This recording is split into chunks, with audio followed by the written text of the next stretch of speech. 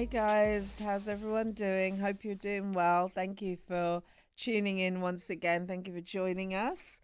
We've talked about different topics, different people, but I think I'm sure you'd like to know more about us and what we're doing, what's going on in our lives and stuff like that. And everyone's in some different place or other.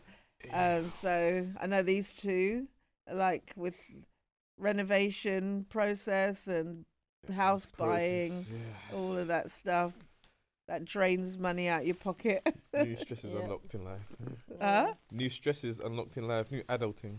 Yeah. More than adulting. I remember when I saw used this meme that says, I don't want, thank you for the position, but I don't want it anymore. I'm done with being an adult. Yeah, I'm done with being an adult. I'm done with being an adult. I remember when you lot were like carefree, single, and all your money went on clothes. It's and like a very distant memory. Yeah, and I remember saying to you lot, one day your shopping will be pots and pans. I actually enjoy stuff. Well, my shop is really You do now. No, I love interiors. I think for me, one thing someone taught me a while ago is we sometimes view debt always as a negative. And someone taught me a long time ago that there's good debt and there's bad debt. And you have to know the difference. So obviously like credit cards, shopping, is it shop cards, store cards, whatever, that's bad debt, right? You're just literally, it's where you're being covetous. You're going out and borrowing basically from other people to do whereas good debt is where it's actually, a lot of people I've heard, and it always makes me smile a little bit, where they said if I had £500,000 I'd buy a house cash or whatever. That's actually really unwise. So good debt is, why would I take the whole 500,000, buy one house, and then my money is locked into that one house till the day I die, and then I can never get it again. That's why kids only usually get rich after their parents have passed away, because we've got this mentality of all of our wealth is locked into what we live in. Smart, and where we're trying to get to is where we get to enjoy our wealth while we live, but also our children get to enjoy it as well. So good debt is where if I had 500,000, why don't I take 150,000 off each and buy 3 houses instead of one house where all my money's locked in, and then I can get the rental income from those 3 houses. And it pays me a residual income where I don't then have to be going in to an office or a cafe or whatever. And a lot of people, when they're thinking about creating businesses, you want to create businesses where it's not built on you being there. If you have to constantly be there, that's probably not a business where you're going to be able to sit on a beach in Barbados one day and just switch off. For me, the reason why I love property is because that does do that for me. So for me, when I buy property and when I develop it and then rent it out, what happens is then the hard work is all done at the beginning. So a lot of people don't realize when buying property, they think it's just easy. Whatever it is, however you're making money, this whole mindset of this generation of, this quick fix, make money in 30 days, it's never going to work like that. Nothing worth having, if it doesn't cost you something, it's not real. And so for me, what I find is the risk and the hard work and the toil we do at the beginning of, we have to raise our own capital. We have to obviously go through the renovation stage, which can take a year. It can take a year and a half, 2 years, 2 years, and you're depleted. Yeah. You're completely depleted. A property that we just finished now cost us over $100,000. Yeah. It's probably going to cost us. It's going to take us probably about 5 years to recover, because the outgoings were so. I had to get a second job, and I'm still working that second job just to try and now rebuild up what we basically poured into that property. So I think that a lot of people don't see the behind the scenes. You go on Instagram, you see loads of people like renovating, I want to do that or whatever, but it's a huge sacrifice, it's a huge gamble, huge amounts of money, and there's a lot of math involved in buying property. Like I study markets like someone studies stocks. I study markets. I watch it every day. I watch the highs, I watch the lows, I watch the rises, I watch the areas that are very infiltrated, I watch the areas that are less populated, I watch the areas where property doesn't come on the market. I watch very often, yeah. Exactly. So the areas that I aim to buy in are those areas, usually from either a divorce or someone's passed away, or they're about to pass away, or they're going into a care home or whatever. So it's those properties that really get my interest, and I always look at ones where I can flip it. So I study the floor plans. I'll sit with a floor plan for ages and see how can I manipulate this to make more money. So there's good debt and there's bad debt, and I think that this generation really need to learn the difference between both. Because we think that if I owe, I don't know, $1 million in mortgages, then I'm in a bad position. I need to pay all of those off very quickly. That's actually, just to cut you for a moment, it's actually a really good idea to talk about for a program, because I think a lot of the generation that we're seeing with spending money, getting through money, we've got nothing to show for it. Who talks about good debt? You bad wear debt? your money, you live in your money. So people you drive your money. Run up money on their credit cards, on store cards, buying things that's not going to give you a return. And I think it's that getting people to that mindset where we're thinking, if I'm going to be in debt, I want to be in good debt, not bad debt. But we don't hear those phrases, right? We don't hear good debt. We don't hear bad debt. For me, my goal is to leave each of my children a house each. So again, that's something we don't talk about, because especially within Black culture, how many people in Black culture really get that step up inheritance? Yeah, it's not everyone starts from scratch. Every generation. Well, yeah. Well, I'm 43, and currently I have 3 children, 5, 10, and 11, and I've actually already reached that goal. So I have 3 properties at the moment. So I've already reached that, but I want more, because I want to make sure that they're more than set, because at least then I know, even if, I don't know, their careers don't work out the way that they're supposed to or whatever, they've got an asset. They can either live in it, so I know they'll never be homeless, or they can rent it. I'm going to encourage them to rent it. And my goal is that when they all turn 18, that they will all have their own companies. So I'm paying for them to have a great education. And yes, they do have a great education. But the goal is not to train them to have jobs. The goal is to teach all of them to be their own CEOs, so that they run their own businesses. Even if they work for another company, my goal is that they will have their own business on the side, even if that business is just buying and selling and flipping property. Again, like Dominic just said, for most people, especially in the Black culture, we don't get an inheritance. First of all, like, there's no inheritance. I think for us that was something we wanted to change. And it doesn't, even if you're not at the place where, if you're an older person like our age group, even though you may not be in a position to, or you've passed that moment where you can build that property portfolio to hand over to your children. I know for us, we made a decision together, myself and your dad, that we would help every one of you when you set out to get on the property ladder. And because I remember when we wanted to, and I remember, asking your parents, and it was absolutely we're trying to figure out our situation. But gosh, that would have made such a difference for us. Well, the if thing we'd is, had money that makes at money. the beginning, would have been on the property ladder. Can you imagine if we'd had that start? That would have put us years ahead in advance. But whereas we could have, we got married at 18. If we'd got a property then, whereas when we bought our first own home, we had all of you. So we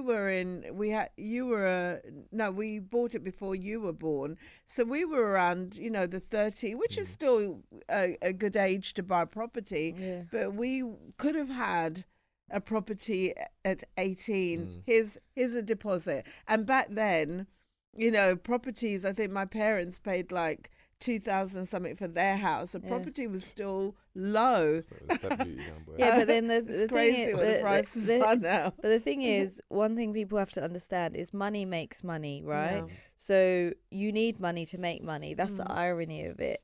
So somewhere in your life, you have to make a decision that, okay, I'm going to find a way to generate wealth outside of what I could normally do. So one of my friends, for those that are saying, well, I don't have a parent that's going to hand me anything. One of my friends, she didn't have anyone giving her anything. She lived in like just a council flat. And I remember for a year, maybe a little bit longer, she texts every single one of her friends and she said, I'm not going out. I'm saving for my flat. And she said, you can come and visit me, and she would cook for you. You go to her, she'd cook for you, but she didn't go anywhere for a year. Yeah, She didn't go to the sacrifice. cinema. Yeah. She didn't shop. She didn't go out for dinners. She said, if it's your birthday, you're welcome to come to my house. I'll cook you a meal. I'm not buying you a gift. I'm not going out to a restaurant or whatever. She done this for a year. After a year, she bought a 2-bedroom flat in Finchley. She still has that 2-bedroom flat today, which is probably worth, I think at the time she paid like 200 something thousand for it, easily worth over 500,000. If she had tried to save 300,000, she never would have. No. Right? So if you do the math on that, sacrifice for a year and save more than I would have in 20 years. It's simple math. But so many of us, because we're so caught up in this lifestyle and this world system, we don't want to make those sacrifices. The system doesn't teach you that. You know, like you bought your property, and there's no way. Or do you? Well, they don't know about what you've done. So do yeah, you, you can share about what you've Well, done. first I was going to touch on what you were saying about the system. I think schools, the school system hasn't changed in over 100 years because they want people to be workers and not entrepreneurs. Yeah, and not So they're owners. not teaching you know, about mortgages or assets and all these things you actually use in life Yeah. that you actually need to know, or Yeah. you just learn on the job while you making mistakes, are things that you should be learning in school. Yeah. Like, yeah, like maths is good and stuff, like, but there's things I've learned in school I've never used outside of the classroom. It's true. And those things are, you know, they teach you to, you know, sit in a row, you know, when the bell goes and you're dismissed and you have your lunch. It's how they were trained in the industrial it's same to thing. be a Like, worker. you have your lunch and you get back to work, Yeah. and it's same things they've taught. Everything else has changed apart from the school system. You can look at pictures from 100 years ago. Nothing's changed apart from the fact that, you know, maybe different classes or PE and RE, whatever. And But it's intentional because they're training you up to be a part Have a of job. the work. Yeah. They're training you to be employees and work for people. They But don't want then everyone the to be CEOs train their kids to be CEOs. Exactly. Yes, yeah. And that's the Exactly. one thing that Yeah. I've seen. Like, my kids go to private school, which is a sacrifice, and I pay that. But one thing that I've learned is, because they went to a private school where it was majority Asian, and then they went to a private school where it's a higher percentage white. And I would say personally, so what my observations, I'm very observational, and this isn't it's not to be offensive to anybody, but the Asians, they train their kids to work for someone.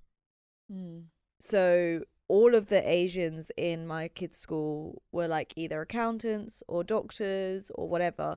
They were trained, that was their whole mindset. When I changed their school, one thing I realized is all the Caucasian people work for themselves. And it's really interesting. They're at every assembly, they're at every sporting event, they're living their best lives. They drive Volvos, they wear the same clothes almost every day, but when you go to pull up at their house for a play date, speaks volumes. Yeah. Massive. massive houses, generational wealth, just getting passed down and passed down. They don't wear their wealth. Yeah. Even when they're going out, they might change their top, you know, to a bit of a glitter top, like what you're wearing, and a pair of jeans. It's very simple, very pared back. But they have generational wealth. I mean, when I'm talking, and it's not one or two, And that's what's really got my attention. Everyone is doing the same thing. But then their parents pay for their grandchildren's school fees. So most of them don't actually pay their kids' school fees. It's the grandparent.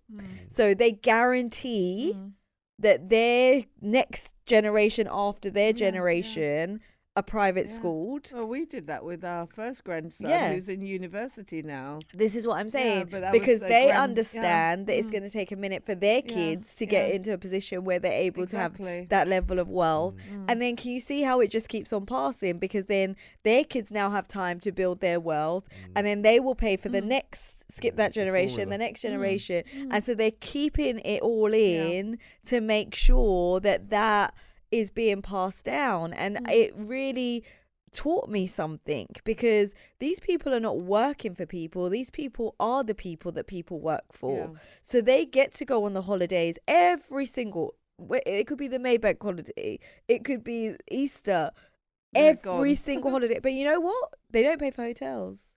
They've all got villas. Oh, okay. All have got villas. They've all got holiday homes. You can go deeper with this, you know.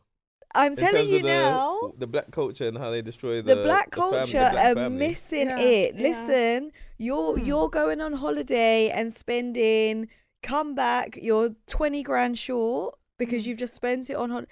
Every single one that I speak to, they will, they'll expand. Like, this summer they usually will go somewhere, they'll choose somewhere and they'll go. But in their breaks, their Easter, their short breaks, they go, villas. oh, I'm going to my grandmother's villa in Spain, I'm going to my grandmother's villa in da-da-da, I'm going to my mum's villa in da-da-da.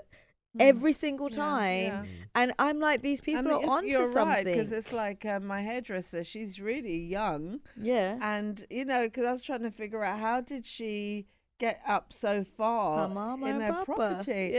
And so she was saying to me, is it her, I think it's either her parents, I think it's her husband's parents, have a holiday home, and she's like, we're so gutted that they sold it. Because that's what they it was do, somewhere they would all use. But then guess who's going to inherit it when mum and dad pass away? But she's on, like, she got married the other day, but she was she was living with her boyfriend before, but they had their own property together. Now she's moved up, she's got some big house now, and so she's moved up, she's expecting her first baby, and she's talking to me about when she's going to stop work. She's due in April, and I thought, she's not even concerned about well, how am I going to pay?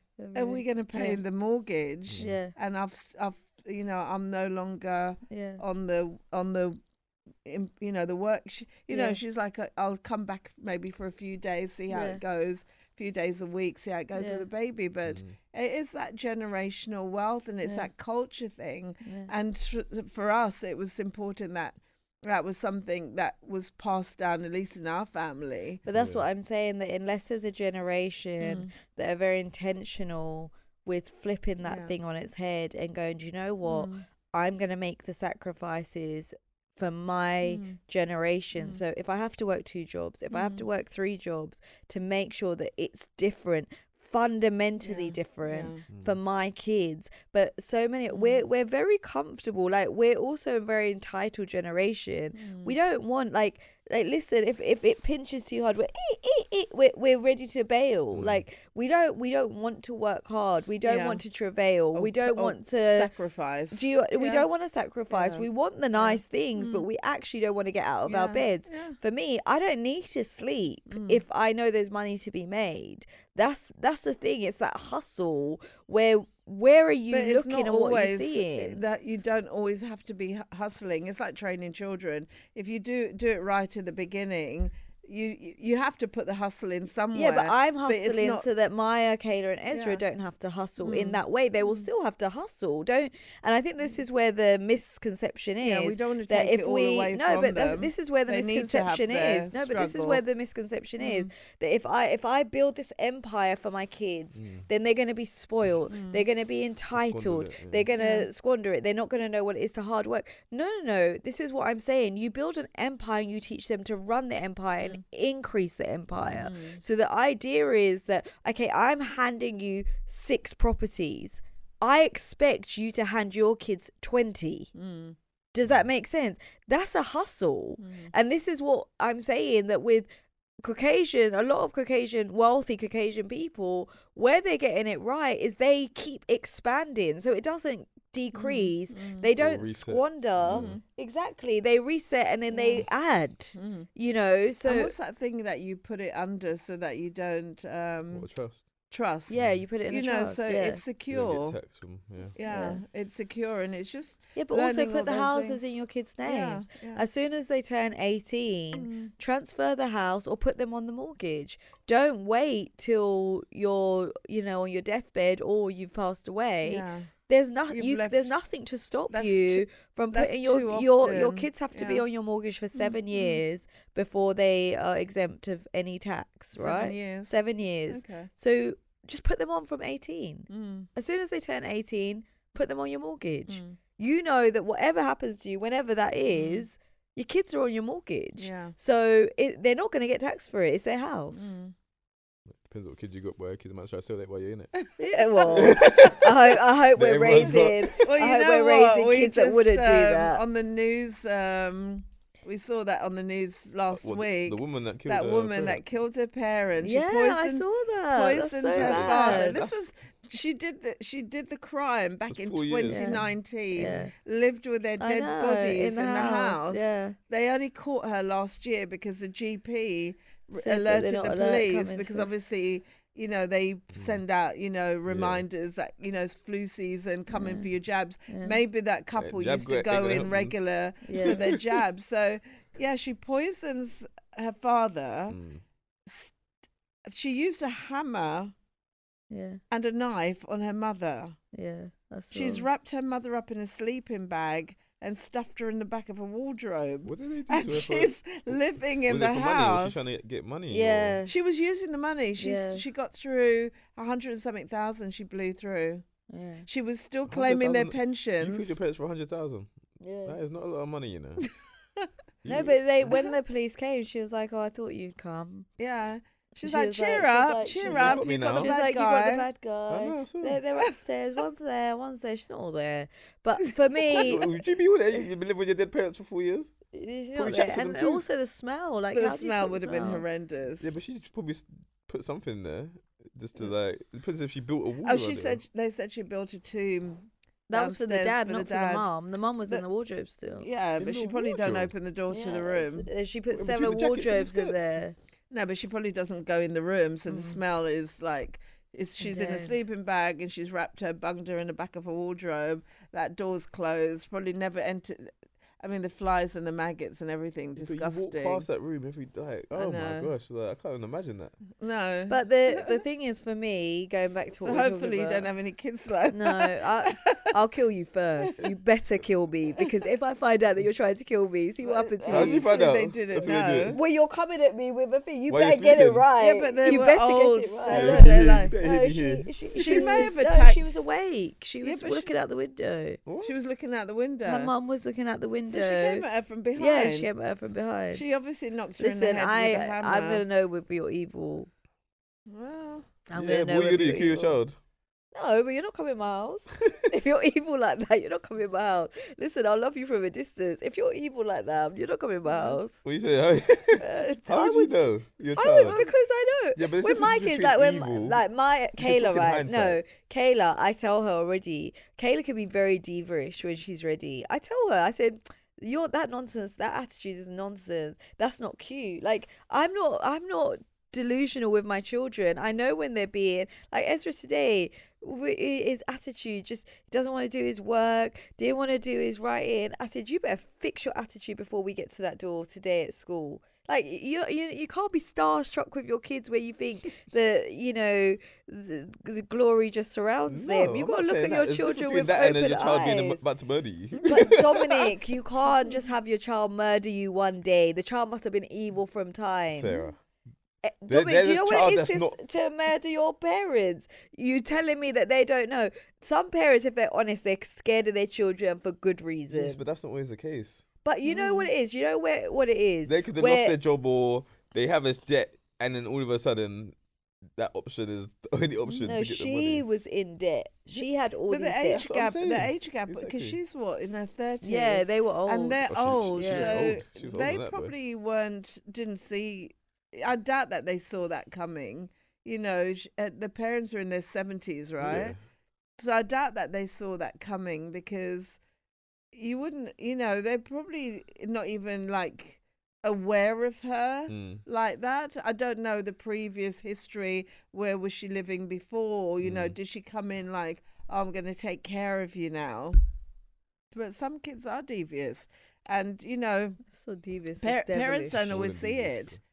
Where they suddenly I think they I smell would see it. they smell that you're close to kicking the bucket, then they suddenly Mum, start I coming think I around. would. I think I would smell it. And I think again, it goes back to how you raise your children from the beginning. I've always said this, that you don't become close to your children when they're adults. You become close to your children when they're children.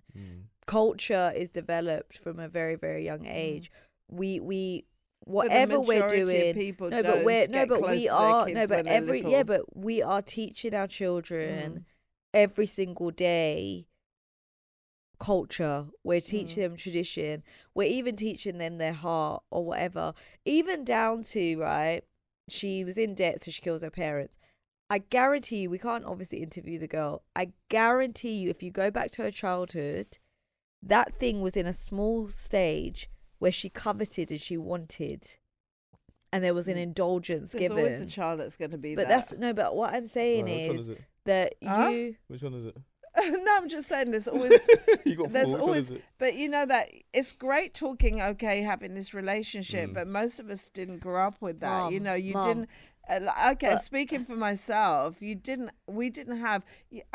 There's 3 siblings in my household, and under the same training, same Same, yeah. parents, but we're very, very, very different. But would you say your parents were intentional with fostering that relationship with you, or even fostering the relationship that you have with each other? From my viewpoint, no. They weren't. I know No. they weren't. So Yeah. the reality is that you lot are the way you are today because of what your parents failed to teach. Which is a majority of people. Yeah. So if you've you got have a to make a child decision. like that. That's your business. That's your fault because that's what you fostered. Yeah, but they didn't know any different or better. I know, but the reality is no one necessarily teaches you, but you have to know what it is that you're building. This is what we're talking about here. Whether it be good debt, whether it be something, what is it that you're trying to leave behind? And most of us today, we think about the here and the now. From what are your children going to be like when you're not there? Are they going to still see each other? Are they going to talk to each other?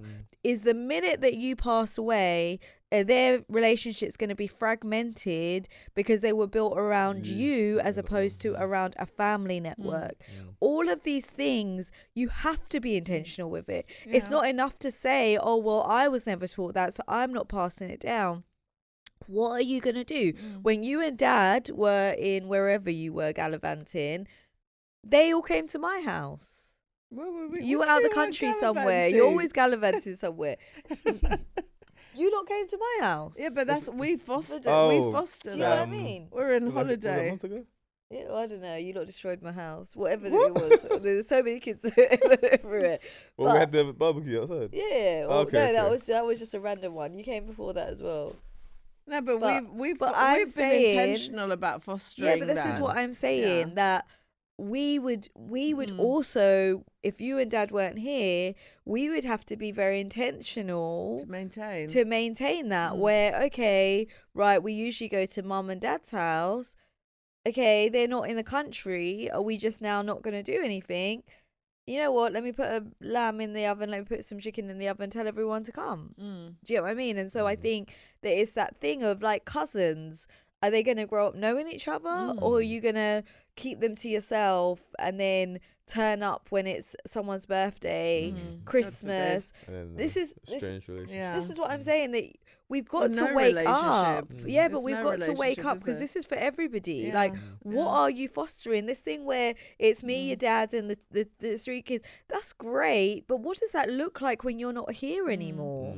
fall because apart. so many people, exactly, the minute that they're not here, all the children go in different directions. They don't talk to each other, and then we just have these separate little pockets Sorry, of I was people. just picturing, Danny's baby dedicated with Ava's dedication yesterday.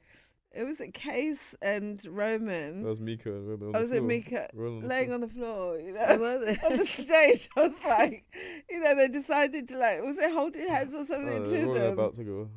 It was like, what are you lot doing? Ezra they're tried to go and I gave him one slap in the back of his head. or they're like going across, like greeting each other. Like you just saw each other like 2 That's the minutes thing, ago. So if you separated that now, because those things are already installed, Yeah. it's like they all, like, you would have to be purposeful to do that. Yeah, because they'd they'd be bonded. like, I want to see their cousins, whatever. You know, Yeah. that's already formed, so it's hard for them Yeah. to. Well, Ezra This didn't is even what want to I'm go saying, to that There's so many of them. Ezra it's didn't like, even want to go home yesterday. Yeah, that's why he was in he, such a bad mood this morning. yeah, he knows all his cousins are They're there, and tricking all me. he wanted to do was We had to come bribe him. come back to our house. So for those of you that don't know, got in our car, and he goes to me and his granddad. When he saw you coming, it's like, drive quick. It's like, like getaway car. It's like, drive quick, go now. So we're like, Ezra, you got to go home. You got school tomorrow. And he's like, no, I'm not getting out of this car. So he like gets in his seat. And then when he saw his granddad come around to his side, he ran to the other side of the car. So there's this whole thing, and he wasn't playing. Yeah. It was very intentional. I'll go back to your house because I know my other cousins around at the house. So it's like, I think you went out the other day with the boys. They had a birthday party. Oh no, we went to the photo shoot. Oh, the photo shoot, Yeah, but then yeah.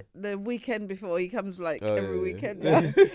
Well, Fridays, like Yeah. Granddad picked me up from Yeah. school, and that's Every Friday. yeah. I said to your dad, he's got a family. You're not helping Yeah. him. But he was like, I saw him sitting there, and he looked like really lonely. I'm like, you miss him, don't you? It's like.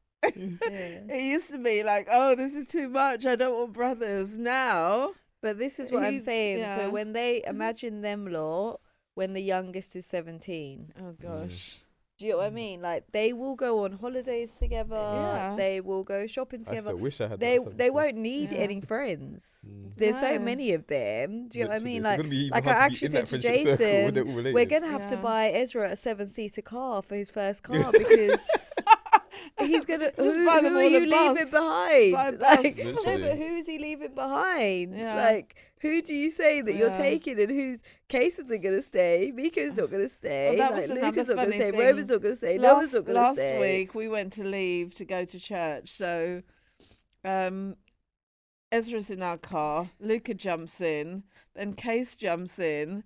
And Mika's like, I want to go too. So we had to switch cars because we drive couldn't Volvo. fit them all in. Yeah, They all we want to ride with Granddad. yeah. That was the thing. We want to ride with Granddad. So Granddad ended up driving the Tonka because our car couldn't Yeah. hold all of these kids. And that was the thing. It's like one went and it's like the others followed like you little can't even ducklings. sow that seed where like they're left out. But- and- No, But that's where- what your dad's but like. How where can we is- leave Miko? He's But gonna this be is so this devastated. is where what I'm talking about. That whether it be leaving wealth, leaving Yeah. relationships, leaving culture or whatever, Mm. it doesn't start when you're 15 or 16 or Mm. 17 or 18. Starts when It they're starts small from babies, now, from like, the beginning. Like even I was like, so every night I get into bed and Ezra, he wraps his legs around me because he doesn't like being in cold beds. So we snuggle and snuggle and snuggle till he feels warm,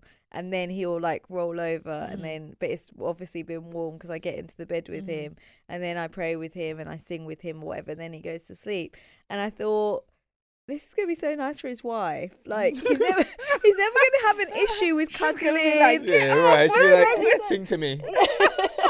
Pardon me, the Yeah, streets I are need to cold. wrap my legs around No, you. but What is it's wrong like with I you? think I would have a no, problem but with that. I thought, how My many mum used to men do it with have? me. But how many men 17. have a problem with being affectionate. Like, how many women are like, you know, my husband won't hug me or cuddle me or whatever, and these guys, they're so open with their love and their affection. Like, gosh, their wives are going to be so blessed because they've grown up in, it's so entrenched in them that it's embedded, you know, that this is just normal. And when you think about it, they all get like kissed a million times. By the time they go do the circuit of the whole family, they've like been kissed and hugged. I don't think there is one day that any of them go through that they don't have that. No. Isn't that interesting? Whereas when I speak to Jason, because after prayer this morning, we came downstairs, and what the first thing you do is hugs and kisses and cuddles. But when I speak to Jason, he went through his entire childhood never being hugged. Wow. As a result, as a grown man, it's like a jerk reaction if you hug him, because he's just not used to it. It's not embedded in him. His culture is very like separated. Like, you kind of, everyone's just their own island that occasionally come together, and then we go back to our own island spaces. And so I'm constantly challenging him, and I watch him now with the kids. He hugs them very naturally, and he, you know, cuddles them, and he picks them up and everything else. But that wasn't his nature. That had to be modeled to him. And I said to him, he's in an environment, in a family that's very... Yeah, but somewhere along the line, Jason had to make a decision, because I said to them, my kids are not going to know your reality, what you had. They're not going to know that. So you need to change so that that can be their reality. And they're so affectionate, they're so loving, they're so caring. But even with my girls, like, I'm very intentional with how can I, like, as they're going into their tweens, whatever you want to call it, you know, now I'm being asked to do TikToks, whatever dances, Maya's bringing, let me use your phone, we need to do this, and she's showing me these things in the kitchen. I'm like, okay, you know, like, what is this? It's like this new thing that you do with your mum, like, or whatever. And you got that video? Huh? You got that? Maya's got it. And then and then like they've got like, so they've got like this like kids version. I think it's called like Cover Star or something. So it's, you can only add your like school friends or your friends. So it's not like Instagram or TikTok where it's open to the public. It's closed, it's locked, and you can only accept those people, you know. So it's like a kids version. So that's what she's got, and it's like safe apparently. So I check it all the time, and she's only got like 20 people that follow her, which is all her school friends. But that's what they do, that's their thing, you know. And like, we're going on a girls trip to Dubai, you know, and so we said that we're going to do it like annually every year.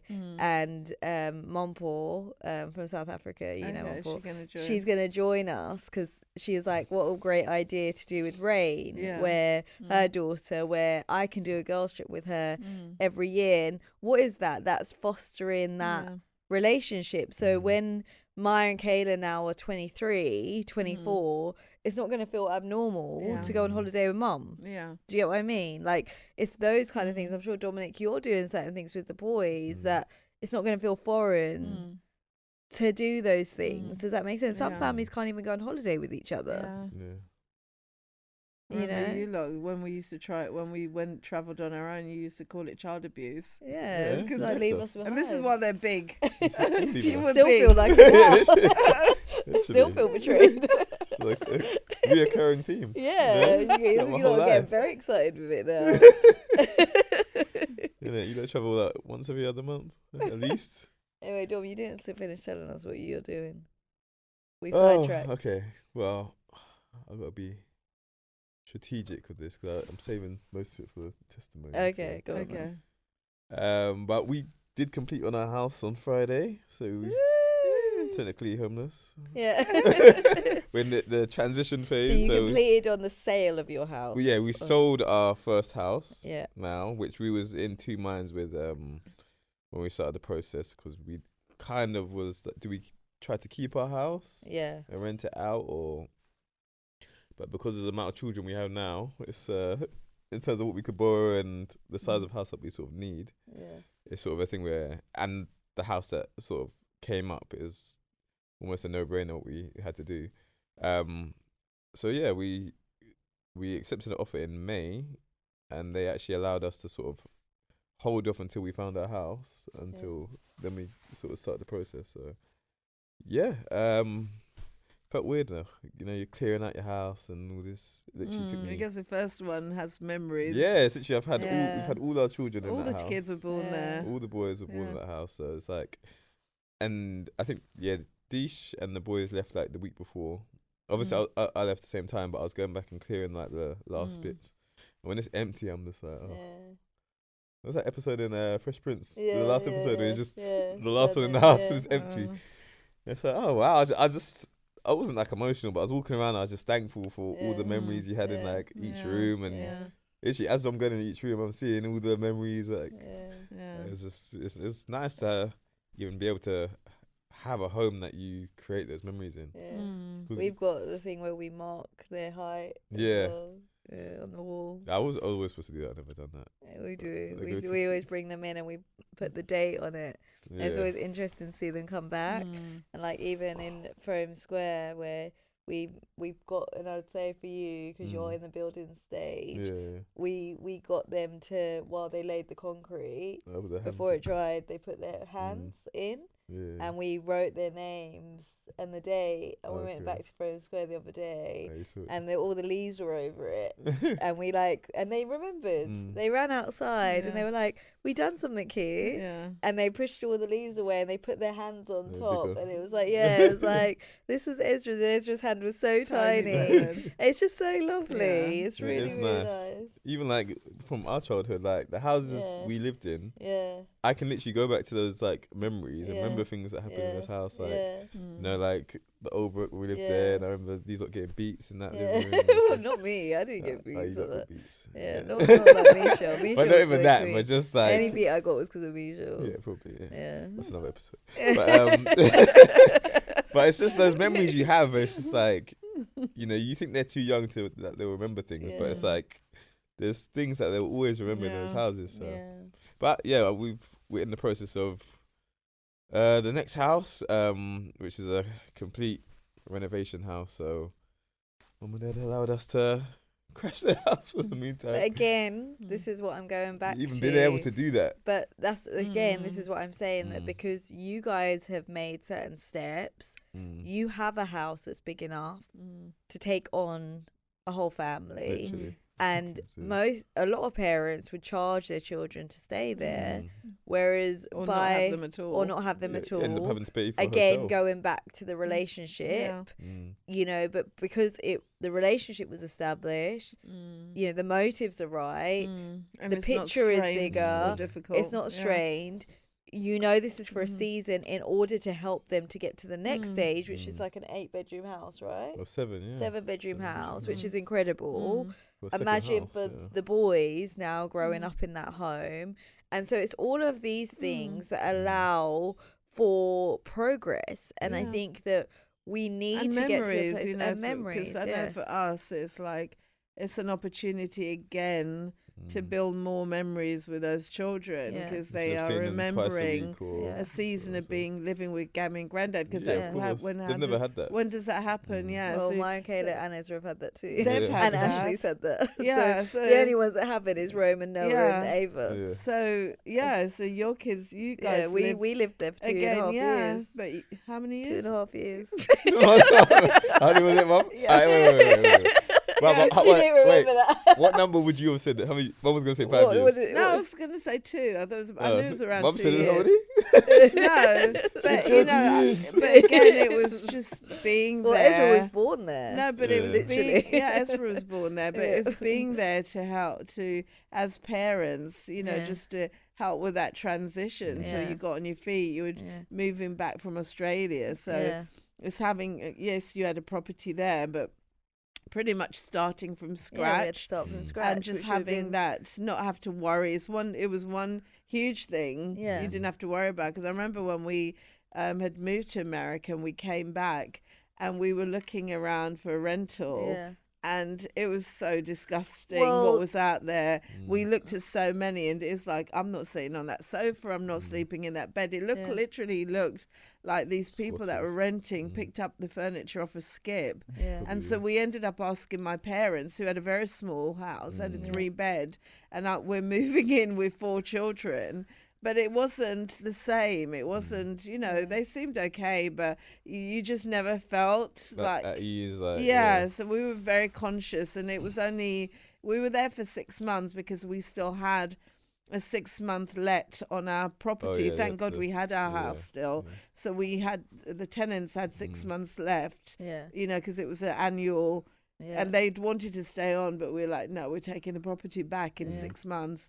And so thank God we had that. But it wasn't anything that we could have done like 2.5 years with them. Yeah. It wouldn't have. But then, been able to on the other last. side of that, we wouldn't have been able to move back had we not stayed with you, because Yeah, we still had our property in Australia and Jason was still living in the property. So we didn't have a revenue. And I obviously, everything was literally, we literally started from ground zero again in 2018. And that's what's so amazing. Like that one act of kindness or support has allowed me to now, we're in 2024, so what's that, 6 years, whatever it is, in 6 years buy 3 properties. But it started with live with your parents for 2 years. And I think that this is what I'm trying to get to, that most people would be like, you know what, I'm going to rent, I'm going to do whatever for the sake of pride or for the sake of whatever. And you don't see the long-term picture, the long-term goal. Like, I know so many people that won't work in McDonald's because it's beneath them. They won't work who in might see them. Tesco because someone might see them in the uniform. Do you get what I mean? Like, there's so many people that won't do certain things because of pride. Yeah. Listen, I will do whatever I need to do. But you know what? When I come home and I walk through bills my are front paid. door Yeah, and my bills are paid and I live in a beautiful home, in a beautiful area, and I have kids that have a great life, I don't have a problem cleaning someone's toilet or cleaning someone's house. If that's what I need to do as a second job or as a second income. And there's so many things. Like, I work full time, I work nights as well, and I still drop my kids every day. I still pick them up every day. I still do their homework with them. I still do whatever. I found a second job that still allows me to be a mom, to still do whatever. But also, I grew up watching my friend Mumpor, who lives in South Africa. Her mum was a single mum. She was raised in Soweto. I watched Mumpor's mum, a great woman. She's passed away now. But she worked 3 jobs as a single mum. She worked 3 jobs, put every single one of her children through university and private school. She then Mumpor went to live in Japan. She done her master's in Japan. All of these things from one woman. I'm sure she didn't sleep very much. I'm sure she probably didn't have very much herself, because if you're paying for all these children, I remember she actually, I don't know if you remember, she sent Mumpor to live with Kim. Yeah. Because the area that Soweto wasn't good. So she sent, now that I think about that, at 17, 18, we didn't really think about it, but sending my children away for their better good so that they can be raised in a better area.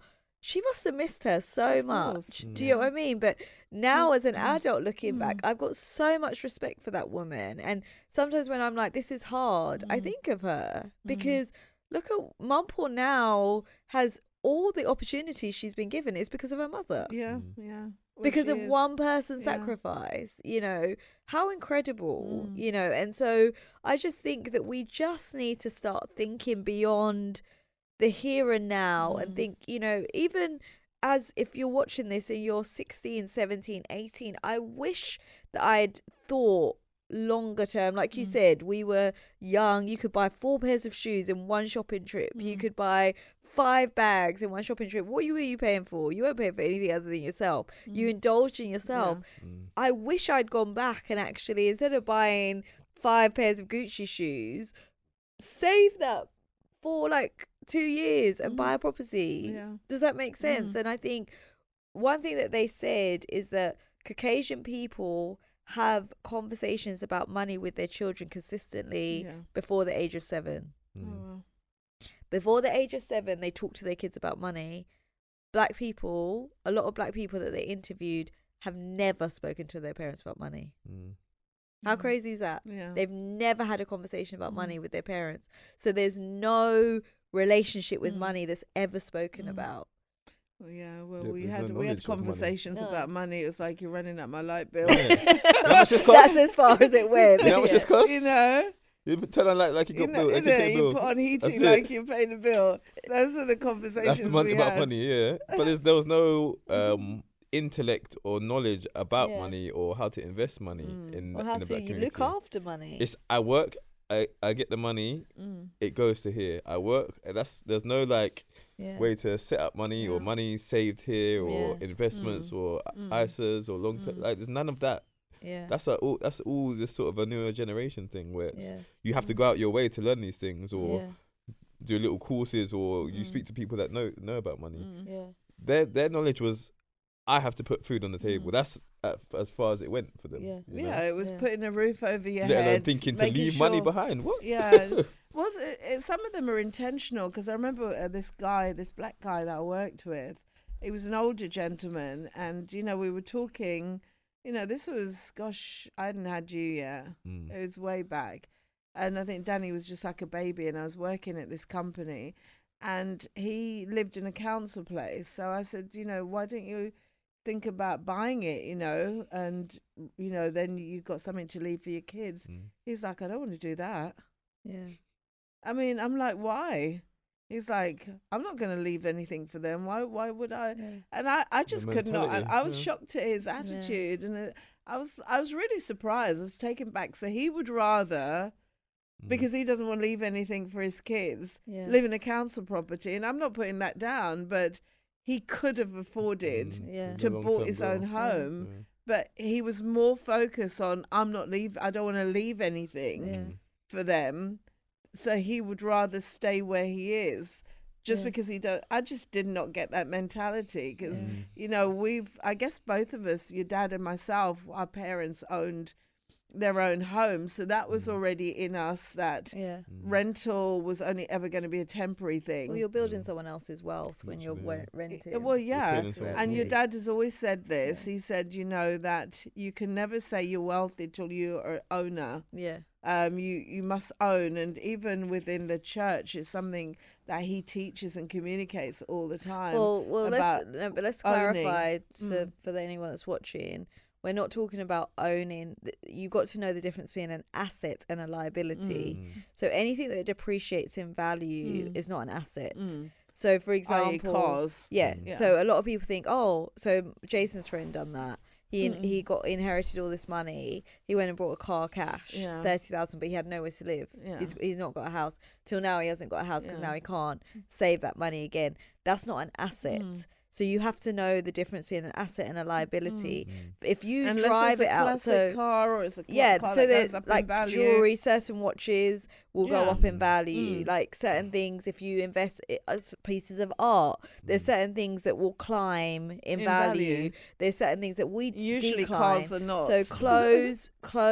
The minute that you've worn it, Yeah. it's not worth whatever. The minute it was. you drive out a new car out of the showroom, it's not worth the what value. it was. Yeah. This is So true, Yeah. so just to clarify what you're saying in terms of ownership, you're We're talking about property. assets I'm and talking property. about assets. Yeah. Assets like property, jewelry. So Yeah. even it's not buying stuff. Oh, because it's for you. It's Well, we look when at we say things- jewelry, we're not talking about the Apple Watch. Like No. that's not. Yeah. gonna No, go when up we in like if value. we buy things, we're very Yeah. intentional about even like if your dad chooses a car, he choose like my car is now they put it in the classic because it's old. yeah. But I won't sell it because I'm waiting for it to go up more in value. Yeah. So it's something we intentionally purchased. We looked for it on purpose because we wanted this classic car, because we know that in years to come, and you already see the value of that rising. So it's intentional. Whether if you're into art, Yeah. it's not just buying something. It's you got to ask yourself, for those that want to know how to identify something, you've got to ask yourself, like, what is this going to be worth? Has the value changed? Like, track it. So for example, a watch, just take a Cartier or a Chanel watch or a Rolex or whatever. What was that worth 5 years ago? What is it worth today? Yeah. A house, an area. Yeah. So a lot of people, the mistake I make, because I want to sit on this for a second. A lot of people think, oh, if I just buy a house, so if I like buy a house in Leeds, for example, it's 70,000. So I'm gonna buy that because that's 70,000. If a house is 70,000 in today's day and age, it's gonna be probably 72,000. Yeah. So it's not just buy a house, buy a property. Yeah, You have to choose the area. What's going on in that area? What's going on in that Is it area? near to Developments schools, Yeah. train stations? Is it easy for people to Transportation, commute? Especially like if you're buying to rent, is it easy for people to get to the train station? But and track commute? the Like property. is it Elizabeth line or something? Yeah. What's the where it was up north? They had a train connected to London. Yeah. As soon as you saw that news, if you check the area that was obviously on the stops, you could have bought a property there, and it's going to go up in value because there's direct source, into London. So things like that you got to look for. But also some properties are not, they don't continually climb. So a lot of people think, oh, well, it's a house, so it's always gonna climb. Like you see some areas like up north, Leeds, whatever, where it'll go 50, then it'll go 70, then it'll go 65, and it's like this. It fluctuates, but it never actually goes past a certain ceiling.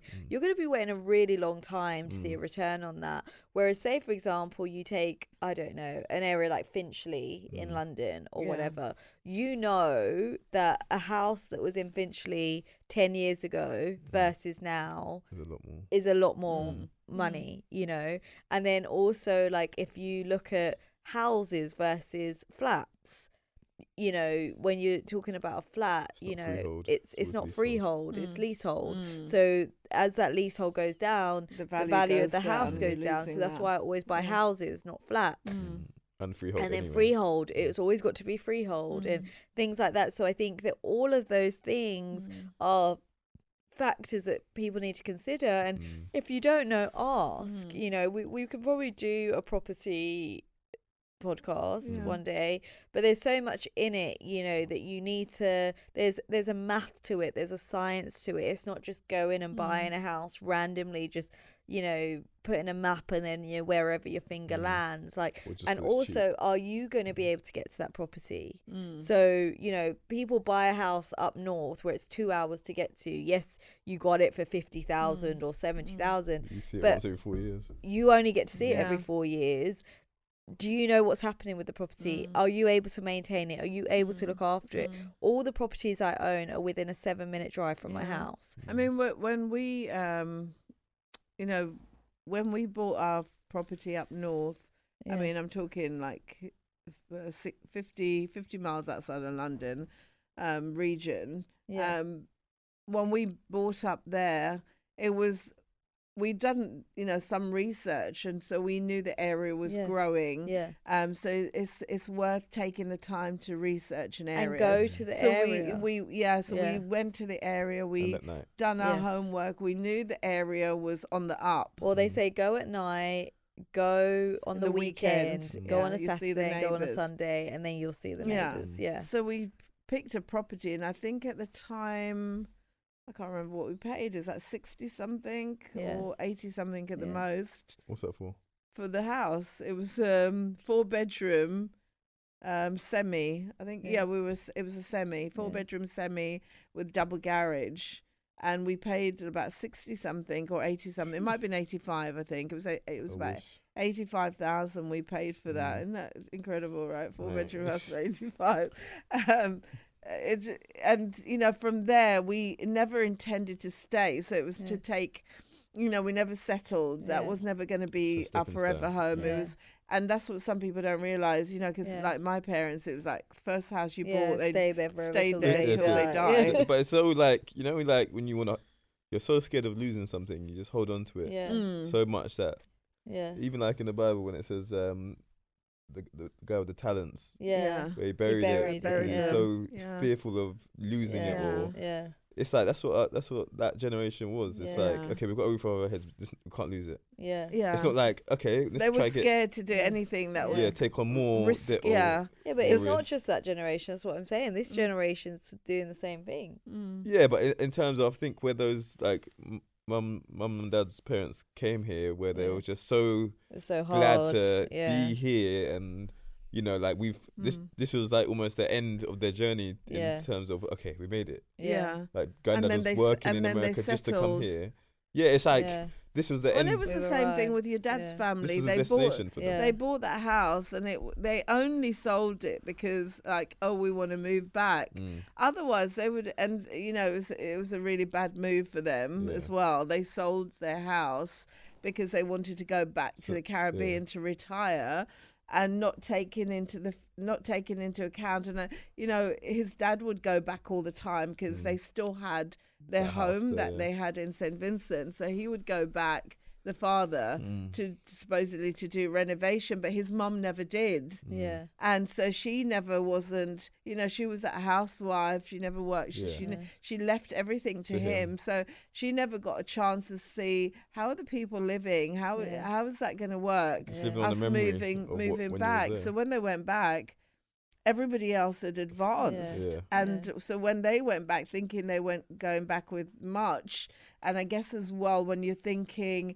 You kind of want to go back and show, like, Yeah, you know, yeah. Yeah, we look- came from England, so we've got Yeah. stuff, and you find out everyone's doing better than you. Yeah. And they didn't want to stay in that, so they moved back. So money's being Spread out, spent Yeah. because you shipped all your furniture down, big Yeah. chunk of your money, Yeah. shipped cars down and paid for shipping to get your stuff Yeah. out, and then you can't ship it back because it's not Yeah. worth to move Yeah. it. Yeah. So they ended up, you know, living in rental. Oh well. Yeah, which was really Yeah. sad when they Yeah. came back. I remember. Yeah, There they was like could a- only, they couldn't, they were was it too like a old flat? now. Was it a flat she was in? They had flats. It's So like it a wasn't drive even, underpass that you had to drive into, like red gates or something. I don't remember that. I have remember. no memory of your. I remember when she had dad's dementia. film. Oh yeah, I remember that. It's like Yeah. it's like a little thing you drive in and had I a remember. courtyard. Yeah, I remember that. Is it? Yeah, Where was it? I vaguely. can't remember. It's It in was- South somewhere. yeah. I can't remember. I mean, it was just all over the place, which is again, Yeah. you know, the planning and the not, you know, not wanting to expand. You know, they were happy with that one house, but what if they had? I mean, they probably couldn't have They had done because it was just him. It was a sole income. There was never two. Yeah, but at that But- time you didn't. I don't think that was a thing you needed at that time. I don't think. Well, Yeah. you could have. They Depending on could have his done. job. Well, like It was a less- my lot less parents stringent. had an Yeah. opportunity to buy a second home. Mm. It was right. It was just down the road, and they saw it when it came up for sale. Yeah, they and then they talked said- about it and talked about it, and then it sold, and they're like, "Oh, we wish we'd done it," but it was that fear. And for me, those were things that stuck in me. It's like I don't want to be that. I don't want to be that person that's never. And so I go. I'm the Living in opposite. regret or- No, I'm the opposite. I Take want the to leap. take. I want to take risks. Yeah. Yeah. And so for us, it was always about, well, let's you know, keep moving until we arrive Can't at be that dream scared house. of falling and getting hurt. And I Like, think that's the thing. I think some of us want to figure out, like, even the house that I'm trying to buy at the moment. I know the reason why I'm fighting so hard for it is because I know the area. Mm. I've been tracking this area. Yeah, it's a This great area. is so hard to get into. It's literally going to take me selling everything to get this house. Mm. But gosh, like long term, and this is what I'm talking about, long term, the sacrifices at the beginning, probably going to struggle for like 5 to 10 years. But then the end result, it's worth it. And I think that that's the thing. People say they want something, Yeah. but your desire and your action don't Yeah, follow. it doesn't match. Doesn't match what it is that you're Yeah. saying that you Yeah. want. And the reality is, I have this thing in the front of one of my notepads that says the greatest risk in life is to risk nothing at all. Yeah. And I think that guaranteed loss. it's exactly And sometimes there is loss, and that's fine. Yeah. You know, you pick yourself up because our You're first scared of property. that first drop, but the more you drop, the more comfortable you are with getting up. yeah, and it's Yeah. uncomfortable. I'm sure Of right course. now there's moments where you've been like, "What on earth?" are we Mate, if you doing?" hear some of the stuff I had to like, all right, this is, I can tell you one thing, right? Because basically the guy that we're buying from, he turned it into flats as well, right? Yeah. Hence why he couldn't sell it with a mortgage. Yeah. So we had to do a purchase option agreement. yeah, where he allows us to go in the house, renovate it for a certain period of time, and turn it back into a house to get a mortgage. Yeah. But I was talking to the solicitors, and there's a road, and then there's another road that cuts off there. That's around the behind corner, at the yeah, back of the behind. house. Yeah. So he's going through the deeds, and he's like, this house is split into 4. He sold the house to 3 other people. So I'm like, oh God, what is going I on? remember he phoned us. I was like, panicking his You know, voice. like, there's certain things I could do, and this was just like, you know, this, I don't Yeah, know. Dad. It's like, I was like, so what can we do? Like, what can we do? He's like, don't say nothing to him. I think we need to contact the police because I think this is fraud. I'm like, what? This is going on. It's like, this old man is not like capable of this. Yeah. And then it turns out around the corner, someone's got a house A, B, and C, 1 A, B, and C. Okay. But I thought they'd be able to name it the same road name as us. Okay.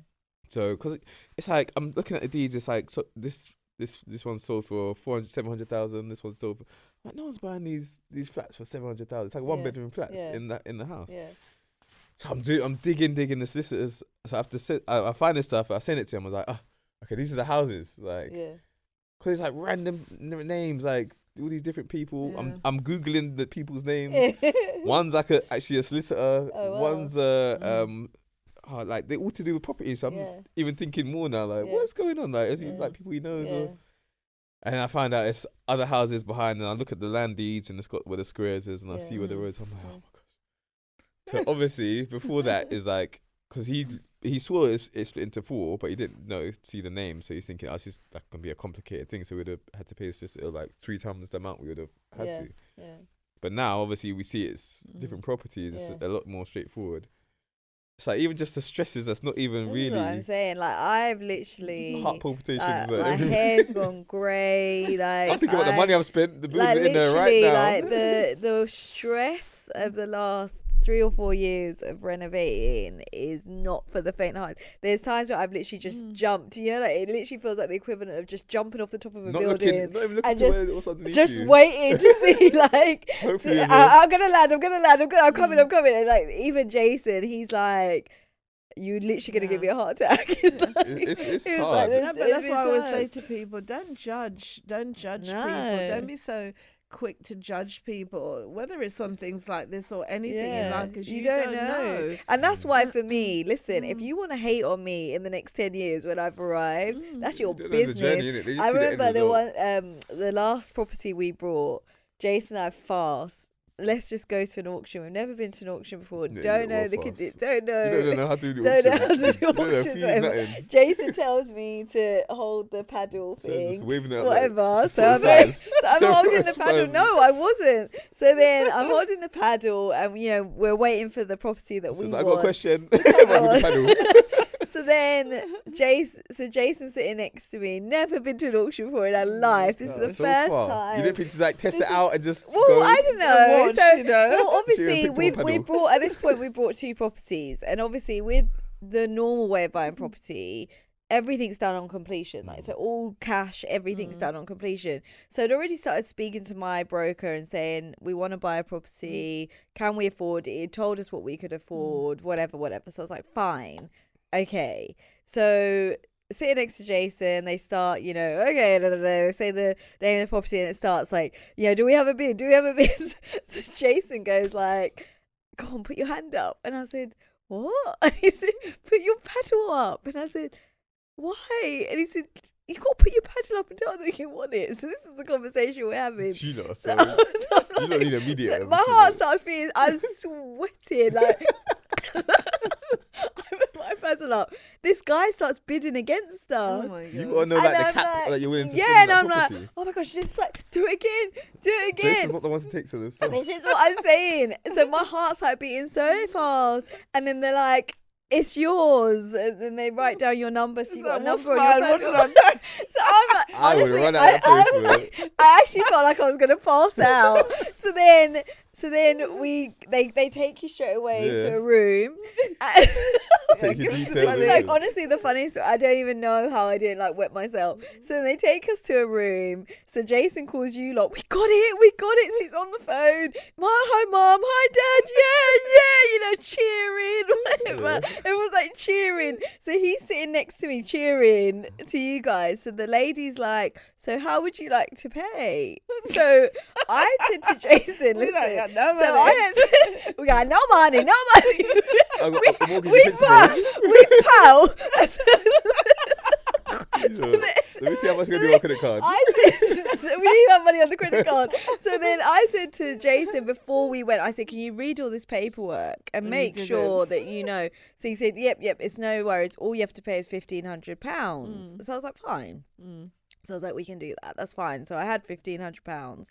I was like, we can do that. That's literally all we had. so then she's like, so she shows me the paperwork, and it was like £40,000 that we're supposed to pay on the spot, Oh. and it's a 21-day completion. Oh.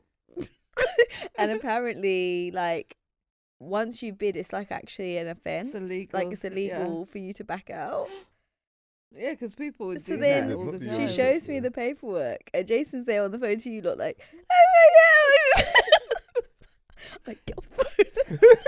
I can't afford this. I was like, get off the phone. And he's like, what? I said, get off the phone. So then I'm like, Jason, we got to pay for So the woman had walked away at this point because I said, I just need to speak to her husband. So then the woman had walked away at this point and goes, 40,000! Shh! So what are we going to do? And so I start calling my financial broker. I'm literally ringing off his phone. He's not answering. Oh my god. And I'm like, so I said to the woman, I can't get hold of my financial broker, which wasn't a lie. yeah. I said, I can't get hold of my financial broker. He's obviously controls all of our stuff, so I don't know what to do, whatever. So she was like, okay. So we had to wait an hour, still trying him. So I think it was just God's mercy on us. She said, you know what? We're going to let you go. Like, Yeah, thank you. Yeah, thank you. Thank you. Couldn't have been more glad to Literally, get she's out of really the for you room. lot and not paying for this house, bro. She, we're going to let you go and we'll let you like pay tomorrow or whatever. So Right, I'm that makes like, a okay. difference. So then I Coming out phone. 40 grand. So then I phone. I've been phoning Shane, obviously, and then he rings me back as we're walking down the steps. Yeah, go back though. And then no, Got to figure this out. yes. So I was like, "Hi, so Shane, we just bought a house."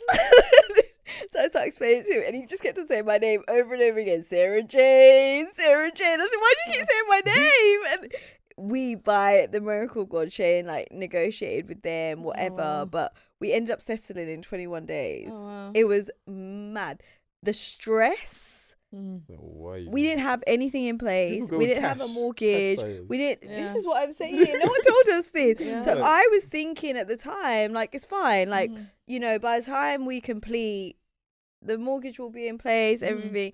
Listen, we literally the seas parted for what we had. The stress that we were under for that 21 days to complete. Because if you don't, I think it's like you have to pay like 12% of the property or something like that. It's Yeah. mad. And then it's not yours still. It's still not yours, but you're now like Liable. So listen, when you see people that are doing properties Don't and put your mouth whatever, there. listen, like the stress, the risk, Yeah. the jumping off of walls and just hoping that you land moments are like nothing else. Even the first property we bought in Australia, that was again like just step out, figure it out afterwards, that kind of vibe. So I would just Not that we're recommending that no, you do all but any there's of no. this. But what I'm trying to say is, I think we need to get away from this kind of like glittery or easy. easy thing. Or what do they 'cause call there's it? so many Soft life. No, You well, see the there's end so result many. and you think it's like, Yeah. you know, Well, yeah. no, but Instagram they show after they Of purchased course, it, yeah. right? Yeah. And then there's so many pages now where you follow where people have renovated. Like there's one person I followed, and I think it was really good that she done this post because her house is stunning. It's oh my gosh, it's beautiful. but she actually lived in her caravan Well, for 8 years. Around the corner to us, there's a house that was sold, and this couple, they must have gone and bought the cheapest non-movable caravan. So there's this Yeah. caravan that looks like it's from the 50s, Yeah. parked in the front. And the renovation is going on, so we know they're living. Yeah. That means there's no water because the house, I think they took the whole roof off, so they're gutting the house, but they are living in this tiny little yellow caravan, which I don't think it works, the caravan, but it's just obviously they can't afford to. You know the reward from what you're doing. And that's what the I said. reward at the end, but no one, unless it's only because we drive past. But you know, they're going to have this incredible home when it's finished, but they're paying a price right now. How long it's going to be before they can get in? Well, this woman said she lived in her caravan with her child and her husband for 8 years. In the cold, probably, in the cold, no heating. because they kept 8 on. years. So they kept on knocking back the planning consent. Oh my gosh. So they brought basically land on a green belt, and they kept on. I mean, her house is honestly stunning. You look out and there's sheep and horses and everything. For 8 years, they had to keep on reapplying. Finally got the consent, and then they done the whole frame of the house. And then they basically they had these cowboy builders that basically just didn't come back. Oh, wow. So they had to take the whole thing down again and start from scratch because they hadn't done it properly or whatever. So I'm just saying there's so much in it. You have to have good builders that you know and you trust. You have to have good plumbers and workmen and trades, and you have to know what you're doing. Yeah, and you've got to be able to do your research. Even just I wanted to put up a little structure in the back garden. Yeah. And I was getting these mad quotes. And you lost your mind. Yeah. I'm not trying to build another house. Yeah. And it was shopping around until even the builders we found, instead of giving them a price, we just said, can you give us a weekly quote? Prices for what it costs to work. And that's how we managed to work it out, because the prices we were getting quoted was absolutely insane. It's who has that kind of money sitting around? Yeah. But when you're doing it okay, let's do this on a weekly budget, then it's more, or a monthly budget, then it becomes doable. But don't judge people and don't get envious of people, because you don't know what price they paid. Yeah, but also don't get mad at someone else's hustle when you're not willing to do the same. Yeah, that's the reality. All of us get given exactly the same amount of hours in a day. The richest person to the poorest person. One thing that a quote that I saw once, it said that no one that's successful is successful by accident. It's intentional. You don't just stumble into success. There's been a lot of intentionality. There's been a lot of sacrifice. That's one of my favorite words. That's one of my favorite words. I live by that. Intentionality. So it's not that you're just stumbling through life. It's intentional about building your family, intentional about building relationships. It's that intentionality that well, it's not going to come to me. Yeah. Being intentional doesn't mean things come to you. You have to go out and make it happen. Yeah. And we have a generation today that don't want to. They want things to come on and land in their lap. Nothing's going to come land in your lap. I'm 67 and life is, you have to go out and you have to get involved in that, in the intentionality of what you want to see up the road. It's okay, I want to be a doctor. Well, a certificate's not going to land on my lap. Say now you're qualified. No, you have to go to school. You have to study. Yeah, but I think also the key to really about what we're talking about today, about that generational passing down, is you're not going to ever make a huge dent in something if you're just trying to achieve one thing. Yeah. So one property is not going to change another generation. Yeah. It's not. It's got to be multiple. You've got to hit it from every angle. If you want to break something, and for a lot of black people, that's going to mean me being the first one to do it, right? So, okay, I got this property.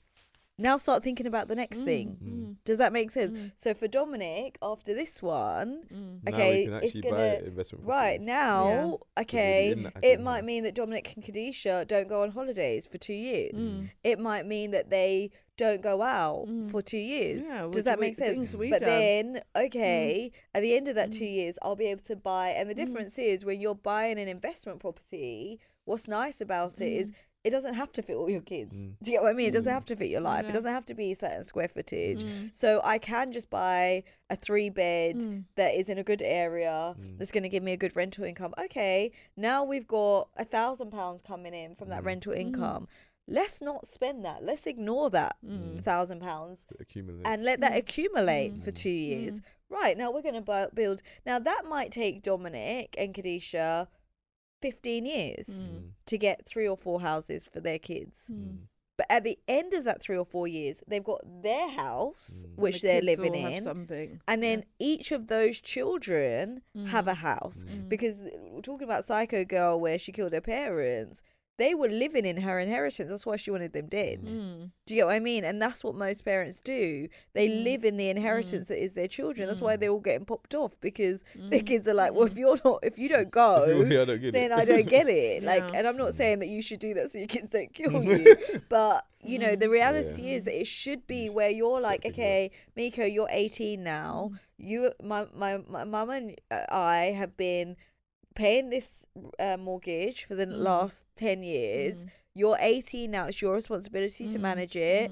You need to make sure that this is your income. And the saving of that is because I know you guys have got set up like saving plans for them, but property, you can't save like that. No. Of course, you can't. You can't save like that. And then they live off of that. They can live off of that. Yeah. What my friend done, his mum and dad done, they made him pay rent from his 16.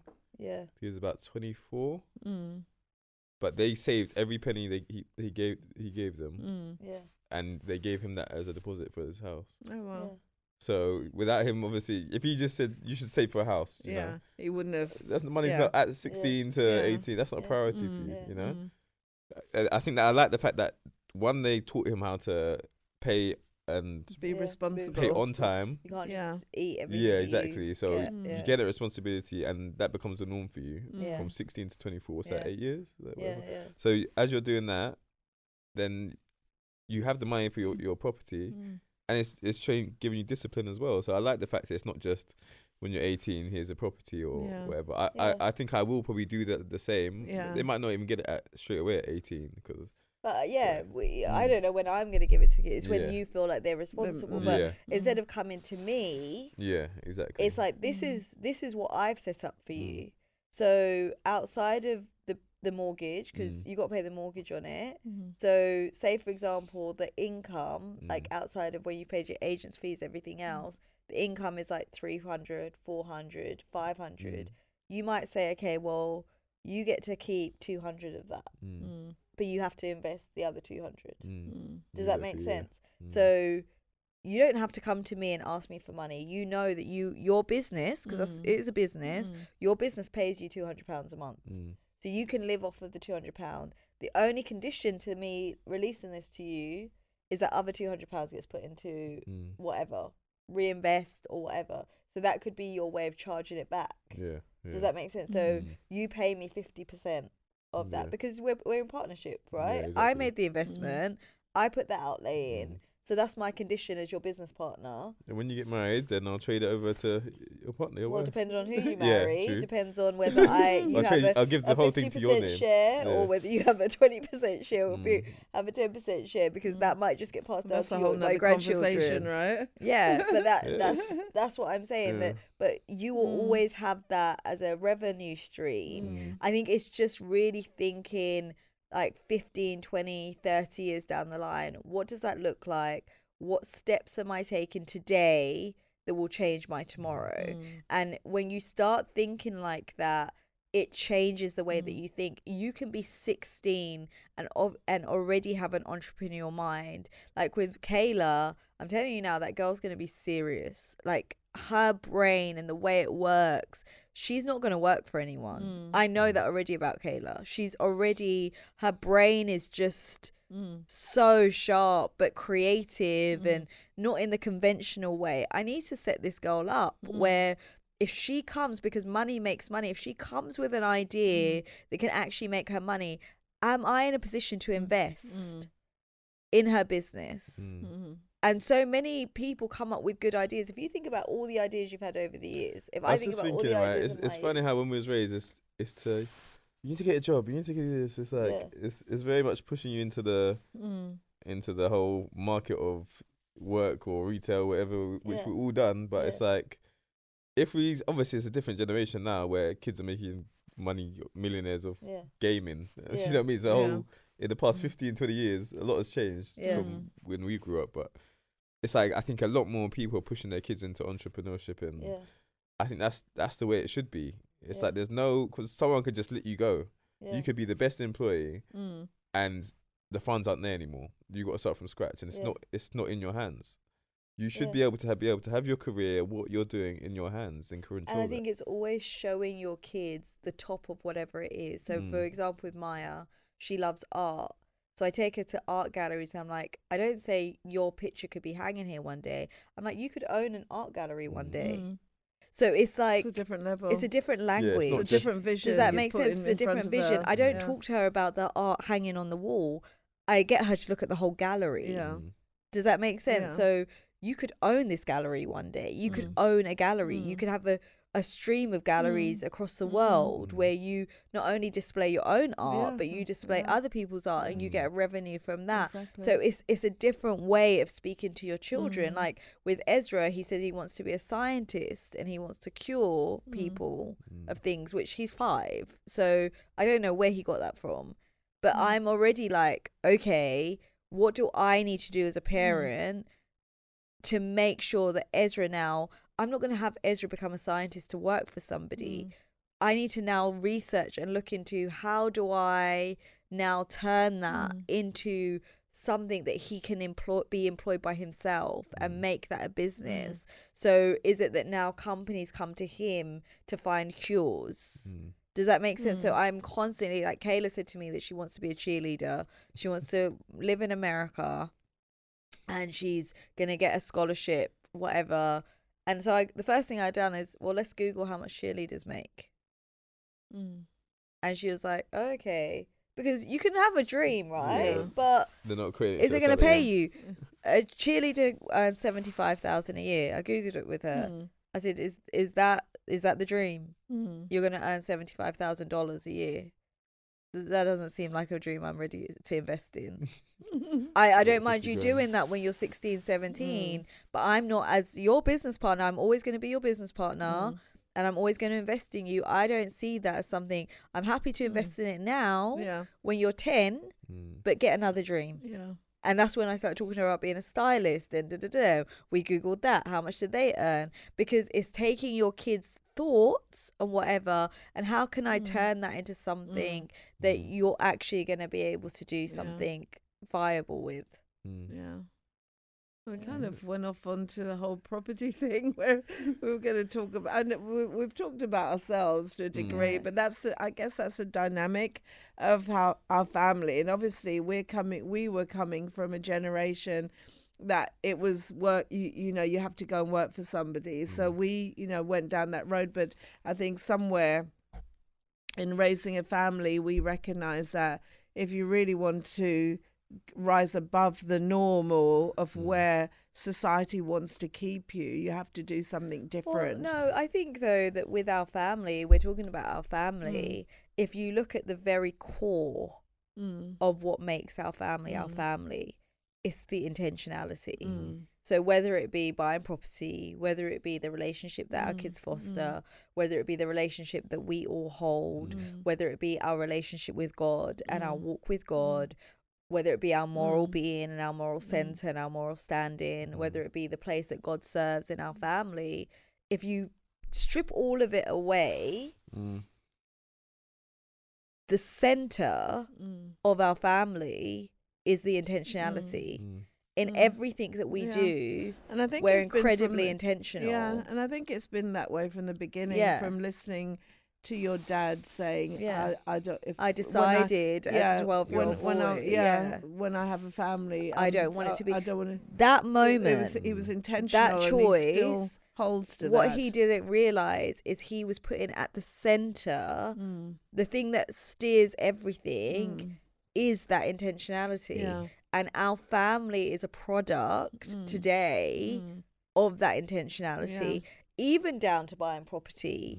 We grew up watching you and dad buy properties. Dad taught me about property from young. He's the one that taught me the math of tracking property and watching areas and studying all of these things, like the history of the purchase history and everything. I grew up just watching that modeled in front of me, not knowing that that's something that I would then take in and birth and do the same thing. And I love that the kids are now growing up in that. So it'd be that's so what I say. That's why I take them to the house when it's in the process of. I want them to see it. How it is. Always take my kids. Exactly. imprinting. I want to see the No, but process. also not just the I end product. show them the But that was process. us, if you remember. We involved, and that a lot of parents don't do that. They often do their thing, and then the kids are will just show there, up, so they don't know. But in everything, you guys have been in the journey. But we even take know. the floor plans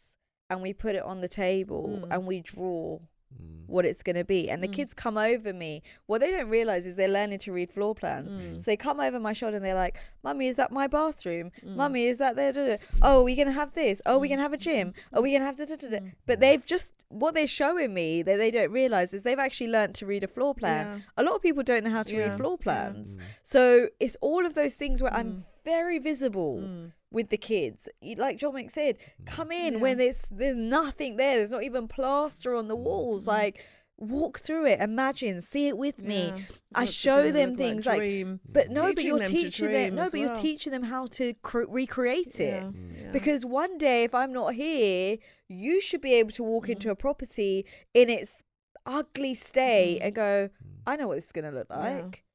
Like every property I walk into, I know I see it from the day when the ceiling's hanging off. I literally see the end because somewhere along the line I've learned to go through properties and imagine and see the final outcome. That's something that not everyone can do because you can do it. You think, oh, it's just normal. It's normal. Even my architect, like, are you sure you don't want the 3D design? I was like, no, I see it. I can see it. I know exactly. I know that wall needs to shift. Just tell me what's possible. Structurally, just tell me what's possible. I can see it. I know exactly what it's going to look like. It's true. I guess, when you're going through the journey, you don't even realize the skills that you've picked up along the way. Because I remember that house we bought in Northampton on paper. It was just paper. It hadn't even, the foundation hadn't even been cracked yet. And I remember reading the site. It was a site plan. And I remember saying to the lady in the sales, oh, I like this one. This is one. So I've looked at all the properties and I picked that one. She's like, oh, someone else is taking it, and this is a power of prayer. If you're not a Christian, you probably won't understand. But I remember going to your dad, let's pray that this person will let the property go because that's the one I want. That one for me was like the best house on the street. And yes, the person let it go. But when I went further and I took the floor plan of that property and I changed up and that's, again, people don't realize that you can do that. Even before they started building it, I said, I want this wall moved. I remodeled the kitchen to the way that they'd originally designed, moved walls and changed up different aspects of it. But from way back then, we were reading floor plans. And like I said, we've always included you guys on all our journey. It wasn't that you came along and the finished product and you haven't got a clue how did this materialize. But it's just been through tough and the good. It's just that inclusion. And it was not like that with us. It was like growing up, your parents did things and didn't give an explanation, didn't fill the blanks in. You just arrived, even, like for myself and your dad, which was something we both struggled with, was your parents disappearing and never having had a conversation with you to say where they were going and what they were doing, so you just one day wake up and your Yeah. mum and dad's gone. Yeah. And I was like looking at yesterday, it was Noah, Yeah. and Jerome was, I think, taking stuff to the car, and Yeah. Roman and Noah were following him, and he's like, no, wait here. But there were still like little Yeah. ducklings Yeah. behind it. So I picked up Noah, and he was like devastated. Yeah. And Noah is just such a good child. Yeah. But he was like, his dad has left him. Yeah. He only got downstairs. Yeah. But he was like, he looked so upset. Yeah. And I thought, parents leave their kids and they don't Yeah. explain. So your dad went through his thing Yeah. of how he processed that. I went through my thing. And then, you arrived. I remember we arrived at the house, but Yeah. there's no journey. There's Yeah, no it's like, memory. This isn't ours. I don't remember that process. Yeah, or, it's Well, just- I said to Jason, like, even if we manage by some miracle of God to get this house, which it will literally be a miracle, and God, like, literally just taking this guy's heart and massaging it. I said to Jason, I don't need floor. Just give me one bathroom that works. Yeah. Happy to do a camp stove, Yeah, fire, which we've save done. for the kitchen. We've done. Like, I don't need it. Just Yeah, give me the yeah. house, And that's and I I'll guess, figure again, the rest another thing that out. this Yeah. generation, because our first property, we overextended ourselves, ended up Yeah. losing it. Yeah. So we learned a really sharp lesson. So when we got back on the property ladder, okay, we're doing air beds. Yeah. We're gonna do pump up air bed. Humble. And we've done it where we Yeah. were cooking on a camp Yeah. stove, because and that's what people don't see. Yeah. That you're literally, I remember the little blue Yeah, Bunsen yeah, burner yeah. and the little tripod that you use at a Yeah. campsite to boil eggs, and Yeah. just, not being able to cook a proper meal, Yeah. and then the gas running out before you finish Yeah. heating up Yeah. whatever you're heating Yeah. up. It's funny because just as we was packing up our house, I feel like God just humbled us and reminded us of our beginnings. Yeah. Mm. Because literally, as we signed on our next house, our dryer packed up, Yeah. and all these things stopped working. And obviously, we're moving out. And when I first got married to Dee, she was in the one bed flat I was renting. Yeah.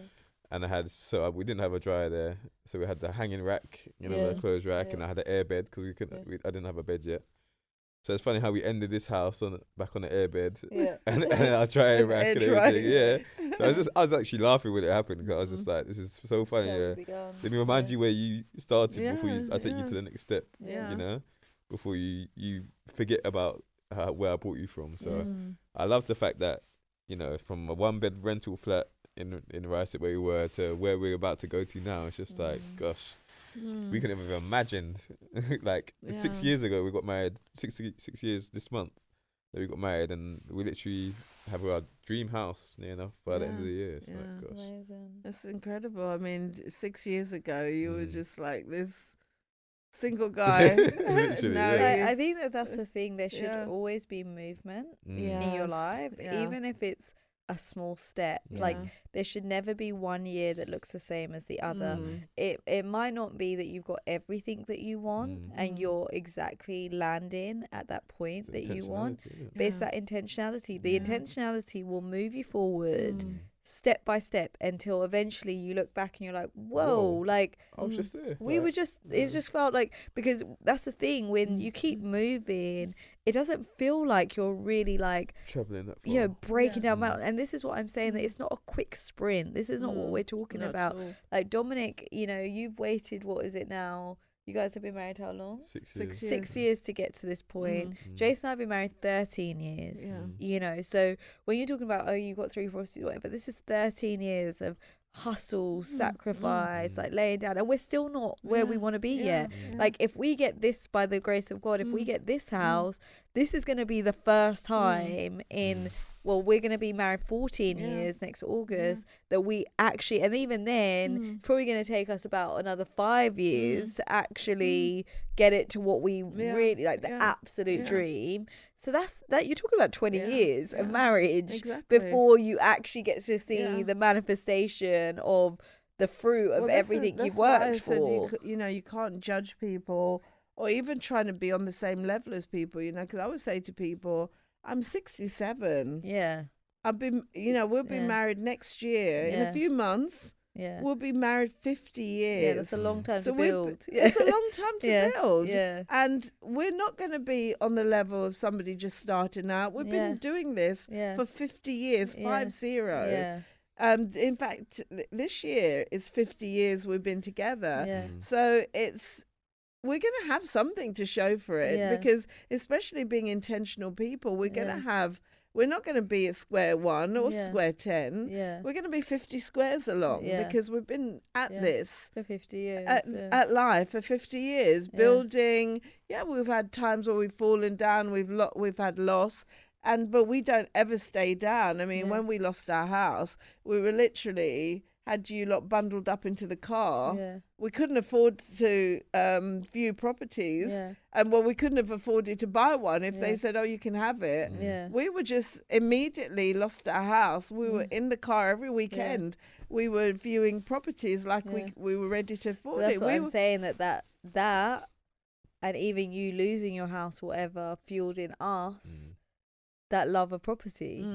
Do you get what I mean? So I just think, like, stop trying to skip the process, Yeah. because that modeling that in front of your kids, modeling all of that, and being, and I'm not talking about now like dragging kids into adult problems. I'm not talking about that. Not at all. There's a very big Yeah. difference in that, where Yeah. people are now treating their son like it's their husband, or their daughter like their no. wife. I'm not talking about that. I'm talking about being open with our journey. Like, there's a difference. Like, they still get to be kids, but They remember either the It's- struggle or it's- the process. yeah, but it's also memories. Does that make sense? So with Maya and Kayla, it's also the way you present it, right? So one of my favorite meals today is corned beef and rice and Because spaghetti that- bolognese and Yeah. those things. But those are Yeah. poor people food. But at the time, that we were didn't saving. know It was- that was poor people's food. We just knew that was, it tastes nice, whatever. Yeah. And to this day, I still eat those things, because that's what was,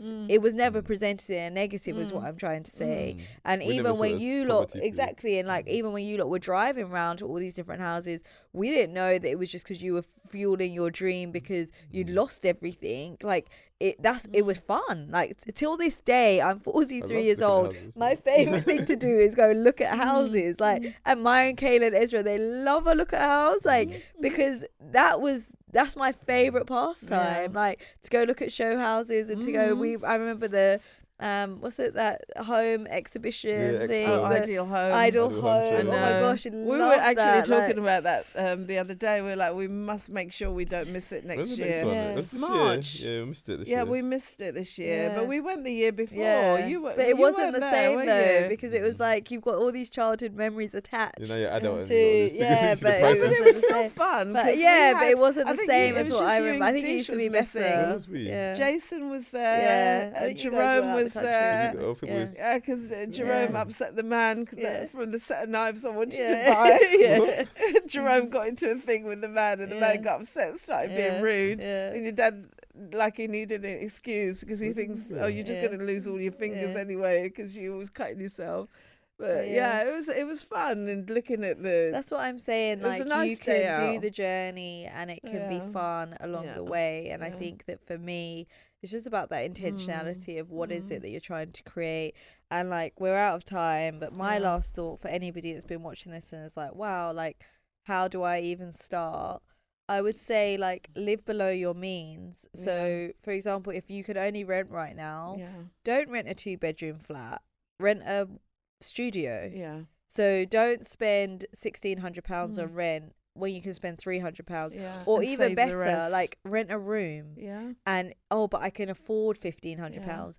But then how are you ever gonna save if you keep living according to what you can afford? well, you're paying someone So you're- else's. so Squeezing every penny out of It- it. it's temporal discomfort for long-term gain. Yes. So do you know Yeah. what? It might feel really uncomfortable for a year renting a room or being in a studio flat, and But all we've my been stuff might be there. in We've been boxes or there. whatever. We've done that. But you know Rent what? a room. You pay 300. Yeah. I mean, I don't think you can, but say like there was, just, for example, £300 a month, and you earn £2,000 a month. Do the math. If you save the rest and don't touch it, maybe have a few things set aside for, you know, incidentals and food or whatever, but you are intentional with what you're planning to save, and give yourself a time frame. So, okay, I want to achieve this goal in the next 2 years, or I want to achieve this goal in the next 5 years, and make yourself accountable to somebody. Say, listen, this is what I'm trying to achieve. Like with my friend, she texted everybody and said, this is what I'm trying to do.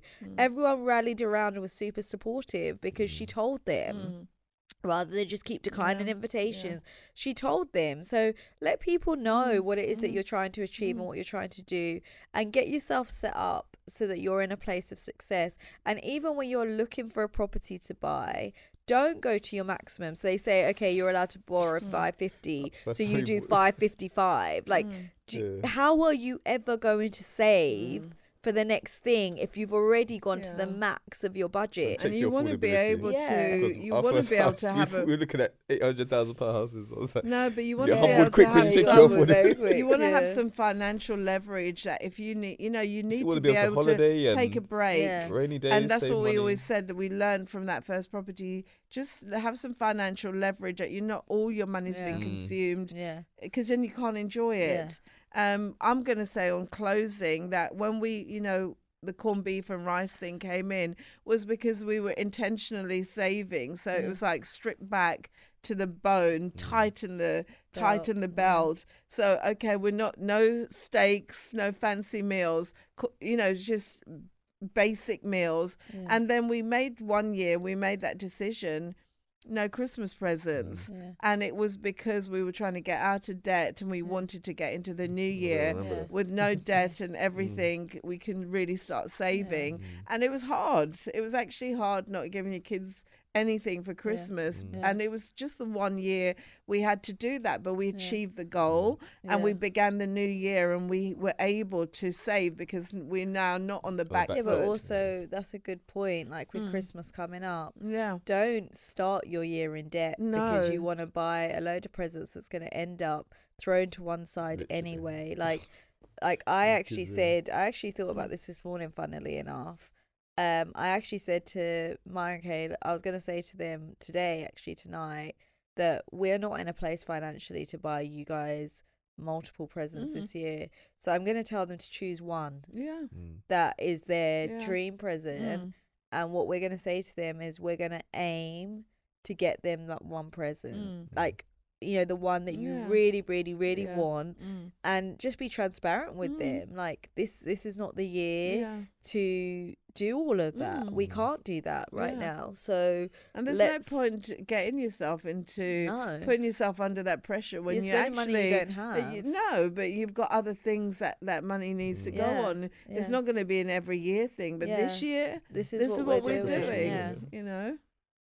And we did that, and that was that 1 year, and it felt so good to actually start the new year debt free. It was such a freedom, and everything from there was saving, and we made sure we never got ourselves back under that rock, because it took you all year, and that's what some people do. It takes them all year, and as you get free, bam, you go and get yourself in debt again. So I hope you got something from what we shared today, Dom. In closing, what do I want to say? Sort of echo the same thing, really, in terms of the intentionality. One of my memories are like when we go into our new house is that we had like you see, like, is this my room? Is this like you know, you go in your space and it's like you feel your mind starts going off on what you can do with your own space. Because we had no intention, or no, our budget that we was buying a house it's like the house that we're buying now. The boys would have never been able to get their own rooms. But obviously this miracle house, they're able to actually all have their own spaces. So when I took them to the house, we took them to their space that's going to be their rooms.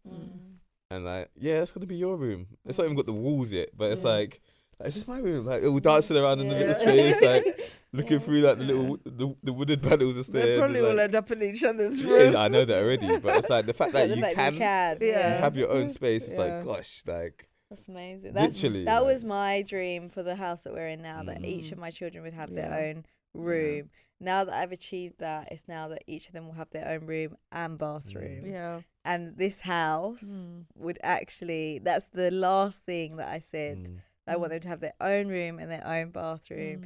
And so as a thing of faith, I've been like, so what kind of tiles would you like in your bathroom? And like just trying to get them Do you to remember when visualize you lot and were see it. picking your colours? Yeah, I remember that so well. Like, so I want them that to like involvement, choose it's like that. Yeah, it's almost Yeah. like it's it's theirs, mine, it's, you know. yeah, ownership, Yeah. but They value it also a the bit more. value of Yeah. it, where you know what it is not to have that. Yeah. You know, and so for them, it's going to be forever ingrained. Like, this is, you know, from the scratch, from the ground up, we were part of this process. I think it's very special. I think we could go on a bit longer, but we're Yeah. way out of Yes, time. I also want to say, never get comfortable in where you are. Yeah, I always think, have a new goal. Yeah, always find your next step. Yeah.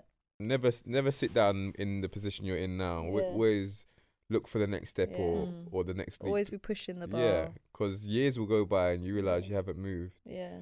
And that's when you'll resentment of I wish I'd done this, I wish I'd done that. Yeah. Regret. Always keep moving, always keep growing, always keep striving.